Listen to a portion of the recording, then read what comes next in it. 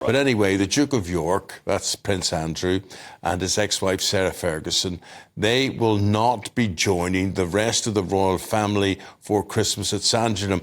And I think they must this morning be thinking, lucky old us, how fantastic this is. I don't think so. I think that particularly Sarah Ferguson will be gutted. She'd wanted to be invited all those years. Finally, the block had gone.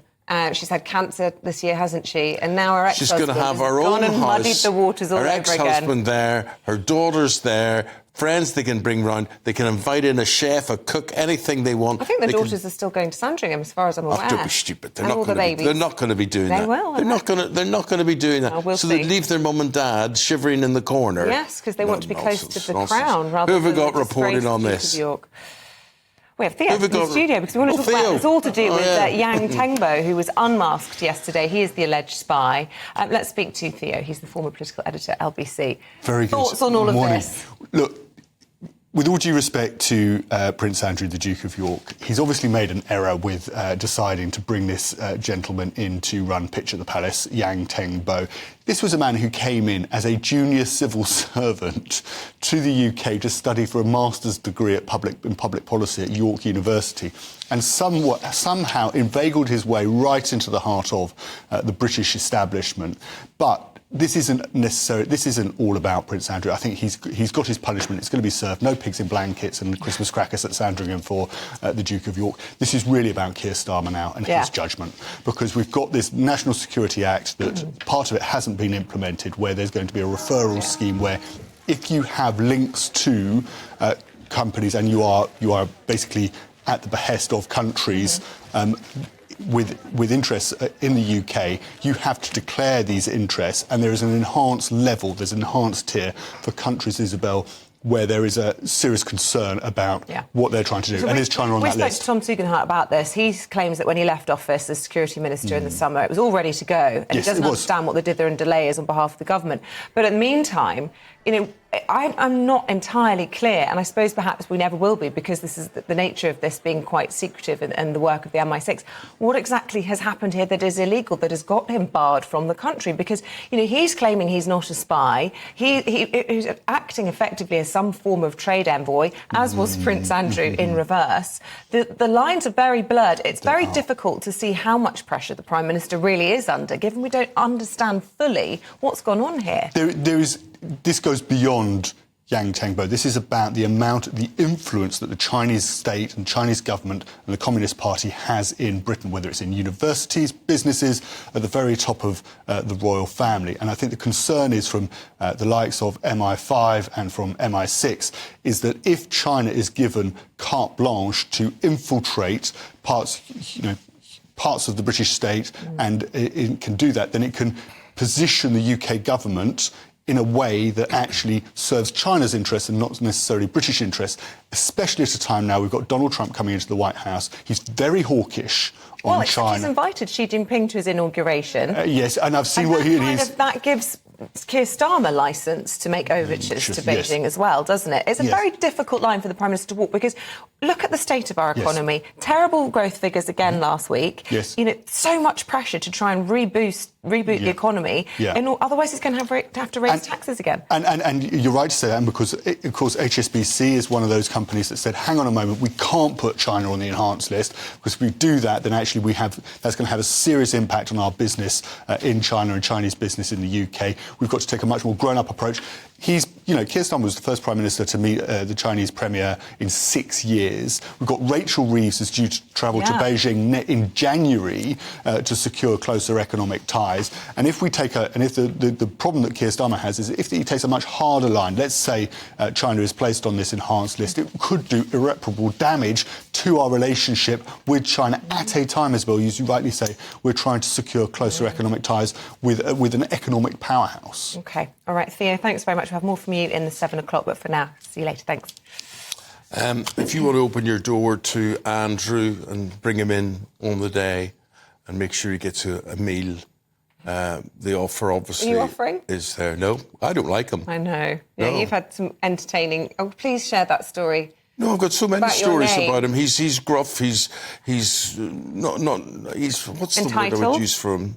No, he's just brazen. He's Have you ever met him, Theo? No, I've never met him. I think I've attended a couple of He's very events. superior. Yes, he is. He's the grand old Duke of York. He is, yeah, without a doubt. So, I mean, I would very quickly, I think, sort of tell him, go and throw a hook somewhere, mate. I wouldn't be interested in him. I wouldn't pay him any respect. I feel terribly sorry for the king, who has had a difficult start to his sovereignty.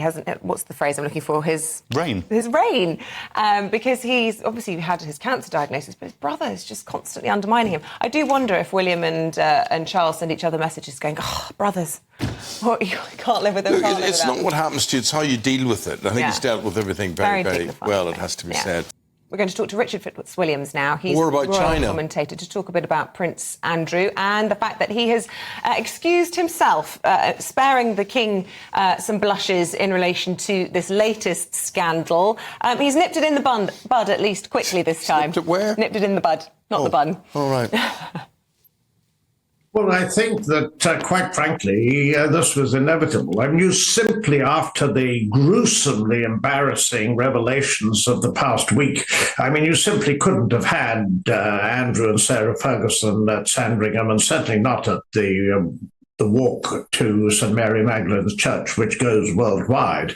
But the question also is, there's the extended family lunch, which King Charles is hosting at Buckingham Palace on Thursday. Now, it is again something we must hope that Andrew recuses himself from that. I mean, it's simply been one disaster after another. And of course, this last week, I mean, the fact that we know that Yang Tengbo, the alleged Chinese spy, was in fact running pitch at Palace in China for Andrew, and how close they got. We saw the pretty embarrassing extracts from documents from Andrew's senior advisor. I mean, it's essentially, I think it boils down to what in the Mail is reported. The new humiliation means Andrew may never appear in public with the royals again, bar perhaps wedding. Richard, but could it set a new trend? Could you mean, you know, he doesn't go this year, he'll probably have a lovely time sitting watching a movie and his big brother on television at 3:00 and all that sort of thing. And Christmas is Christmas, and they'll get through it. Very good. Could Edward next year say, do you know what, Charles, I'll not go either. We're going to have a better time on our own, whatever. A lot of people may just be looking at a lovely excuse to get out of all this.